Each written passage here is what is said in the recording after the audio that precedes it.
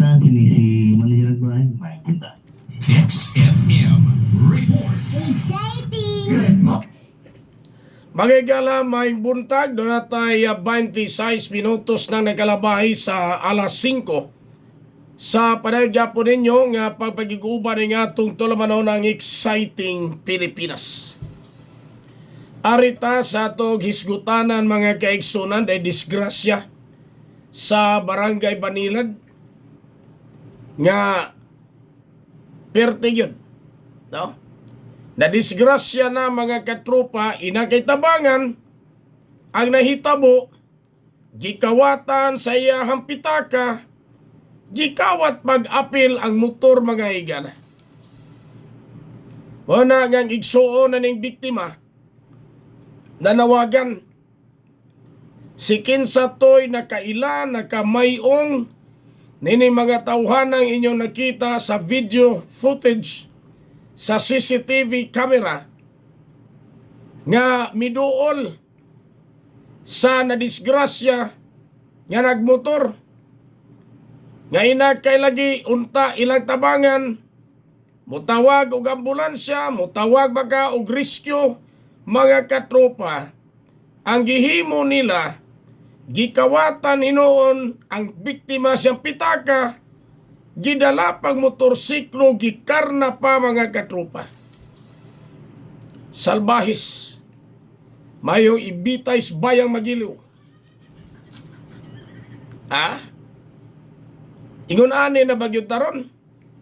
Instinct na to o makakita ta og tabangunon nga atong tabangan. Nga magkabuang ganita pagpangita o magkatabang kung dili nato makaya mga kaigsunan. Pero kini mga tawhana nagpalibot nay o sa gihimo gitabangan lang nilang tanaw taon. Sa ilang pagtanaw, nagplano na siguro ni sila mga katropa nilang kawatan sa motor o pitaka ang biktima. Ambot og kaila ba ni sila mga katropa?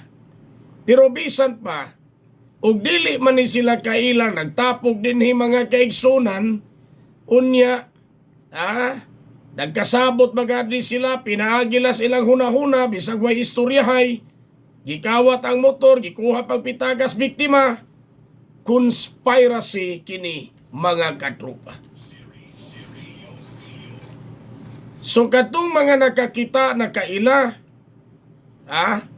sa nangawat og pitaka ingon man sa motorsiklo sa biktima sa disgrasyang nahitabo sa Barangay Banilad kagahapon sa kadlawon mga kaigsunan adto mos Mabulo Police Station.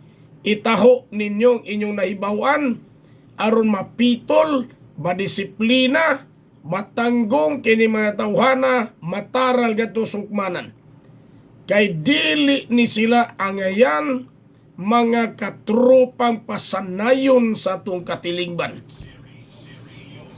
Sa ato nagikaingon, mas maayo ning ipangbitay mga hinampag dagkos bayang magiliw.